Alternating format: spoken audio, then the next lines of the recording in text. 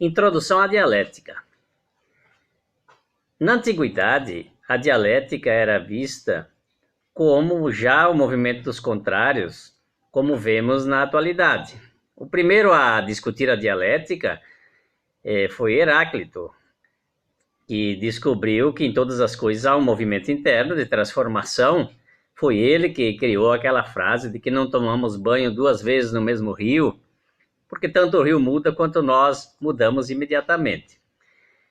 No período socrático, houve uma transformação na visão da dialética e ela passou a ser aplicada na conversação, ou seja, ela é o resultado de uma interpretação que ocorre dentro do diálogo, ou seja, duas partes que dialogam e que estejam em oposição ou em relação entre si, estabelece essa visão de que há uma polaridade. Então, Platão mesmo vai dizer no diálogo de Crátilo que quem sabe perguntar e responder não pode ser considerado outra coisa senão um dialético. Então, o dialeguem é essa visão do dual, da dualidade, em que duas partes se interrelacionam, mas fundamentalmente a partir dessa visão do diálogo. Aqui é importante, para seguirmos em frente, uma diferenciação conceitual do que é oposição e do que é contradição. A oposição não significa necessariamente que seja contradição. Por exemplo, dizer que quente e frio, alto e baixo, grande e pequeno, sejam contradições. Isso podem ser apenas oposições. Então, eu dizer João é alto e José é baixo, eu vou apenas representar uma oposição, não quer dizer que eles são contraditórios. A contradição, ela se refere ao movimento dos contrários que ocorre principalmente, e entender isso é fundamental, dentro do mesmo sujeito, ou seja, dentro do mesmo corpo. Por isso, eu não posso dizer que João é alto ou baixo, porque seria uma loucura fazer uma afirmação dessa. Eu posso dizer que João é mais alto ou mais baixo. Isso significa, então, uma relação direta entre o sujeito e o predicado. O sujeito é aquele que faz ou sofre a ação e o predicado é aquilo que qualifica o sujeito. Então, nesse caso é que nós vamos tendo a transformação do indivíduo na medida em que vamos percebendo esse movimento de evolução ou de retração no sentido concreto. Então, se eu tomar a água como referência em temperatura ambiente, eu posso dizer que essa água tem duas possibilidades. Ela pode evoluir para a evaporação, se eu colocá-la na fervura, e ela pode diminuir para o congelamento. Então, significa que ela tem os três estados. Não deixa de ser água, mas muda o predicado. No momento em que ela ferve, é vapor. No momento em que ela congela, ela é gelo. Então, mas a água continua sendo o mesmo sujeito. Então, é isso que nós vamos compreender como dialético. Ocorre dentro do mesmo sujeito, no mesmo corpo, com uma evolução ou com uma diminuição do movimento. E aí, então, seria o movimento dos contrários. Cito um exemplo aplicado ao direito. Se você é um advogado, uma advogada já formada, chega no seu escritório um cliente que cometeu um homicídio e ele vem pedir os seus serviços, ele conta uma história e você assimila essa história e diz que vai pegar o caso desse senhor. Aí você diz para ele, agora eu vou estudar o seu caso. E ao estudar o caso, como é uma violência, você vai tomar como ponto de referência esse conceito de violência. E na medida em que você se propuser a estudar a violência, você vai considerar que esse ato que esse indivíduo cometeu se classifica numa pontuação, vamos supor, de 0 a 10. Então, pelo que ele lhe contou, ele deve ter cometido um ato grave, porque assassinou uma pessoa, mas não é a pior das violências. Então, vamos dizer que de 0 a 10 você deu nota 5 para essa gravidade. Agora você vai estudar o caso dele e você vai perceber que essa violência pode ficar mais grave ou menos grave. Aí o movimento dialético. O mais grave seria se esse indivíduo matou de tocaia, ou seja, aí tem um agravante. Então você diz, bom, aqui não deu direito à defesa à vítima. Então ele vai para 6, a violência dele. Mas aí você estuda mais um pouco e ele não havia lhe contado que além de ter matado de tocaia, depois ele amarrou o cadáver atrás do seu carro e arrastou pelas ruas da cidade. Bom, essa é algo que já ultrapassa um limite tolerável de violência. Então nós vamos para subir aí 2 pontos, vamos para 8. Mas você depois ainda ficou sabendo que esse indivíduo pegou o cadáver e queimou em praça pública. Então você vai ver que a gravidade da violência subiu porque ele foi aumentando, inclusive, a ação prolongada sobre esse assunto. Assim poderia ser a diminuição. Ele lhe contou, lhe colocou, inclusive, alguns agravantes, mas ao estudar você diz, não, mas aqui tem uma legítima defesa, aqui tem um atenuante, então você vai baixando para 4, para 3. Então, nesse caso, a dialética nos diria, ele é mais violento ou menos violento. É essa a posição. O predicado é o ser outro que aparece em cada situação. O sujeito continua sendo o mesmo no sentido básico da sua estrutura, mas os predicados mudam, então avança ou diminui. Aristóteles vai nos falar que a dialética está dentro da retórica, então ela é uma lógica menor, porque se nós já dialogamos pela retórica, a dialética é diálogo, ela estaria encarada aí. Nós só vamos ter um avanço, então, no futuro, quando entramos aqui já na contemporaneidade com Hegel. Hegel vai dizer que a dialética é o vigor do movimento, das contradições. E ele volta a Heráclito, nos traz presente toda a teoria do movimento que Heráclito tinha descoberto, e nos diz que as coisas estão em movimento e também em contradições. E aí é ele que formula essa ideia da dialética como o sujeito que surge e se transforma pela contradição. Então ele vai dizer, é o ser outro, é o ser que vem a ser a partir do movimento dos contrários, porque ele revela aquilo que a gente primeiramente não teria visto.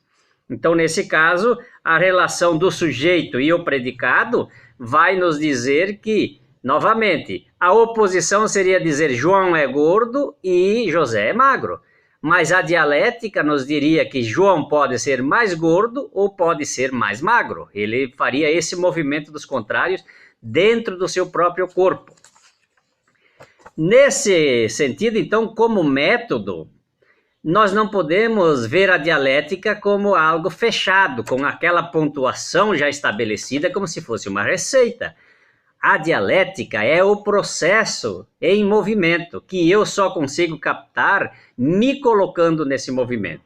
E aí eu faço o estudo do movimento dos contrários para poder localizar em que momento o sujeito tem aqueles predicados. E quando os predicados mudam, então você pode, voltando ao processo da violência, você pode ter um processo que dure anos na justiça, mas ele não permanece o mesmo. A cada instante pode aparecer uma nova testemunha, um novo elemento, e ele evoluiu para as contradições transformarem agora em evidências melhores aquilo que estava obscuro. Então, essa dialética como um processo, ela vai em busca de cada vez mais aproximar-se da verdade. Essa é a grande finalidade do conhecimento dialético. Então, o Hegel diz, um processo que você pode utilizar, não necessariamente seja o único. Ele diz, tem um tripé, que você parte da tese, ou da hipótese, ou daquela impressão inicial, aí você vai para a antitese, ou antítese, que seria a negação constante daquele processo que você pesquisa e vai percebendo que pode eliminar o desconhecido, e transformando aquilo que estuda em conhecimento, e no final faz uma síntese. Não significa que chegou à totalidade da verdade, você pode retomar nas partes que não ficaram bem explicadas, recolocar a hipótese, fazer a antítese e seguir para a conclusão, que seria a síntese. Então, esses aspectos nos mostram que há um entendimento diferente agora do que significa a dialética.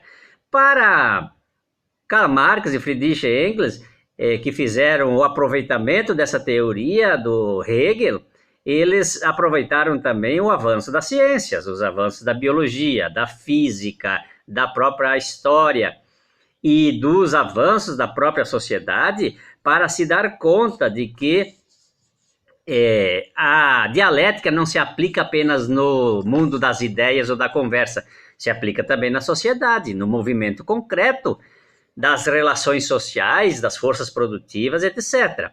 E aí é que nós vamos ver, então, e confirmar isso que foi dito antes. Se eu analiso a dialética dentro de um corpo, então você podia dizer, mas então eu não posso estudar as classes sociais porque cada classe é um sujeito diferente. Vamos supor, a classe rica é João, a classe pobre é José. Então, como é que eu vou relacionar a dialética em dois corpos?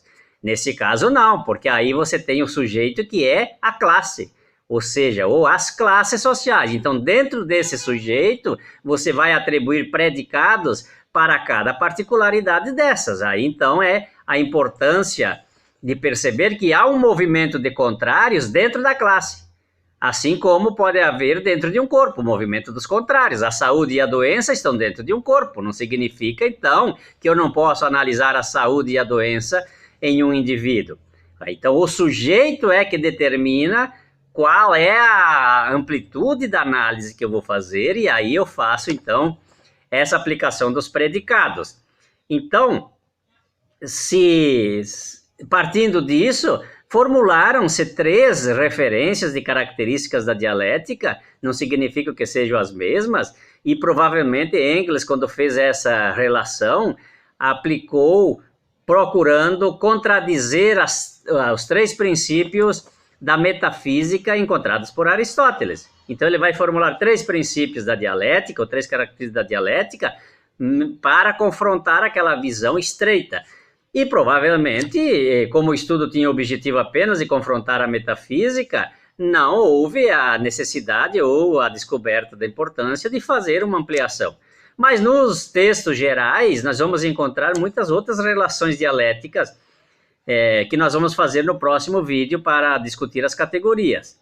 Então, a primeira característica da dialética está relacionada com a visão do princípio que tudo se transforma. E se tudo se transforma, como se transforma? Pela negação da negação. Ou seja, há que superar a etapa anterior para que se consiga entrar na etapa posterior. Então, nesse caso, o adolescente só pode chegar a ser adolescente se ele negar a fase da criança. E virá a ser jovem se ele negar o adolescente. Mas não precisa matar a criança e não precisa matar o adolescente para o indivíduo se tornar jovem. E ele se transforma, há uma negação de fase, há uma evolução e o predicado vai sendo modificado a cada momento de avanço, mas o sujeito permanece ainda o mesmo, com as suas características fundamentais, embora ele também cresça em quantidade e qualidade, que nós vamos ver na próxima característica. O que é a segunda característica da quantidade e a qualidade? É que existe na mudança as 2 características. Não há uma mudança só de quantidade, nem só de qualidade. Há mudanças que são aproximadas e que constituem esses 2 elementos. Então, a tecnologia mudou a qualidade do conhecimento. Tá certo, mas mudou também quantidade. Agora nós temos mais quantidade de tecnologia. Mudou a qualidade dos trabalhos? Mudou, mas mudou também a qualidade do crime. Agora se usa a internet para cometer crimes. E aí as instituições que cuidam da justiça e etc. precisam também se qualificar para que se faça o avanço nesse sentido da busca de soluções, também com quantidade e com qualidade. E por último, nós temos aí a unidade e luta dos contrários. Essa categoria também, o Hegel disse que essa aqui é o motor da dialética. É aquela que, de fato, aparece como necessidade obrigatória para que o movimento exista.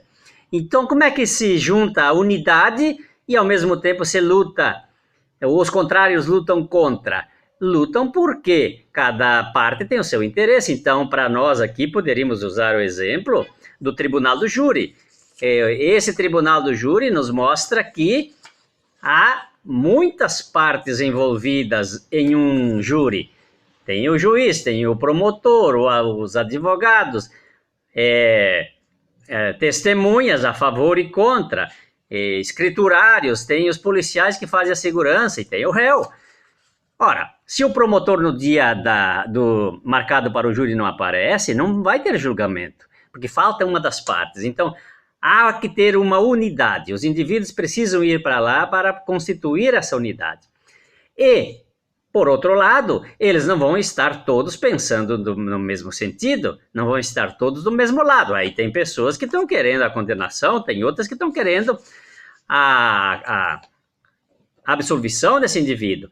Então, nesse caso, nós vamos ter aí uma luta dos contrários. Estão unidos? Estão, mas estão dissociados no sentido da compreensão de que cada um quer o seu objetivo. Assim pode ser também no jogo de futebol, em que para ter jogo é preciso ter dois times. Se um dos times não se faz presente, nós vamos ter um problema, porque com um time só não dá jogo. Estando os dois times presentes, os dois vão lutar contra, porque querem cada qual ter a vitória. Então, isso significa o motor do movimento dialético. Você não pode ter duas coisas separadas, porque a relação é obrigatória para que tenha esse movimento. Então, vida e morte estão na gente. Eu estou vivo, mas eu tenho células que estão morrendo. Então, significa a luta de eu permanecer vivo e a morte querendo me dominar. Ou seja, e um dia ela vai dominar. Esse movimento dos contrários entre as células, ela só pode ocorrer se elas estiverem unidas aqui num corpo. Então, essa é a visão primeira, introdutória da dialética, que nos permite perceber como isso é dinâmico, como isso está sempre em mudanças, tudo se transforma. Então, o dogmatismo que vê as coisas estáticas e que, às vezes, dissociadas uma das outras, não permite que se tenha uma visão crítica da realidade. Isso se aplica na sociedade, se aplica em qualquer outro movimento da natureza e se aplica no tempo. Basta que a gente tenha essa visão de interrelacionar as coisas. A partir disso, tendo essa base fundamental de que tudo se transforma, tudo está em contradição, tudo está em movimento, há quantidades e qualidades, há que ter a unidade e luta dos contrários para se compreender que há um movimento permanente, entram as categorias. E as categorias, elas fazem parte das particularidades, agora elas vão especificar. E eu só conheço a realidade se eu consigo aplicar as categorias. Tanto aquelas que já foram formuladas pelos que nos antecederam, que são categorias testadas e que permitem mais segurança na busca do conhecimento, quanto também as categorias que nós podemos formular. Há novas categorias de análise que o tempo nos permite apresentá-las. E é isso que nós vamos fazer, então, no próximo vídeo, para entender como se produz categorias, para também facilitar a busca de aproximação cada vez mais da verdade.